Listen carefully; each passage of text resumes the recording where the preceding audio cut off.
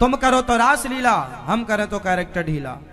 रास, भगवान श्री कृष्ण ने जो रास रचाया वो कोई वासना की लीला नहीं थी, वो कोई काम वासना नहीं थी, वो तो मिलन था परमात्मा भक्त और जैसे आपका और हमारा मिलन हो रहा। अब बताओ, एक बात बताओ, माँ अपने बेटे से मिलती है, गले मिलती है, माँ अपने बेटे के माथे को गालों को चूमती है, तो क्या माँ के चूमने में, क्या माँ के गले मिलने में कोई दोष होता है? एक पिता भी तो अपनी बेटी को गले लगाता है, पिता भी तो अपनी बेटी के माथे को चूमता है, तो क्या बाप का अपनी बेटी के माथे को चूमने में कोई दोष है?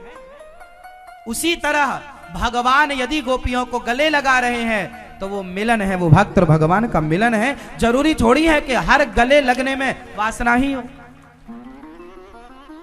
भाई रिश्ता मायने रखेगा ना। मैं आपको गले लगाऊं तो जमाना तो ये देखेगा कि महाराज जी ने गले लगाया, लेकिन ये लोग देखने वाले कम होंगे कि वो किस रिश्ते से गले लगाया गया है। भाई गले तो हम अपनी माँ को भी लगा सकते हैं। और एक बात बता दूं, आज ये अनिरुद्धाचार्य अपनी माँ को गले लगाए ना, और जो मेरी माँ को नहीं जानते तो ना जानने वाले उस गले लगाने में भी ना जाने कितने अर्थ कर डालेंगे।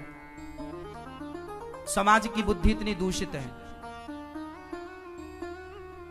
तो अर्थ अनर्थ ही जिसको करना है वो तो हर रिश्ते को अनर्थ कर डालेगा, क्योंकि वो बैठा ही अनर्थ करने के लिए। लेकिन जैसे ये पता है कि ये तो माँ है, मैं अपनी बहन को गले लगाऊं तो मेरी बहन तो जब गले लगेगी तो हम जानेंगे कि ये बहन है, आप में से कुछ जानेंगे कि ये बहन है, लेकिन तीसरा देखेगा, वाह ये देखो, जमाना तो यही बोलेगा, क्योंकि वो ये नहीं जान रहे हैं कि हम किस रिश्ते से गले लगा रहे हैं, किस भाव से गए। वो व्यवहार देख रहे हैं, वो भाव नहीं देख रहे हैं। बात समझ में आ रही है ना? भाई आप बताओ, आपके भाई बहन भी, आपके बेटा बेटी भी गले लगते हैं कि नहीं? भाई बहुत सालों बाद लौटा हो और बहन घर में हो तो भाई बहन लिपट जाते हैं, वो लिपटते हैं, एक दूसरे के गले लगते हैं, तो क्या उनके गले लगने में कोई दोष थोड़ी है भाई? ऐसे ही है जैसे भाई बहन का मिलन है, माँ बेटे का मिलन है, उसी तरह भगवान सबके पिता है। त्वमेव माता च पिता त्वमेव। और भगवान अपनी गोपियों को गले लगा रहे हैं, तो वो गले लगाने का अर्थ केवल वासना ही नहीं है।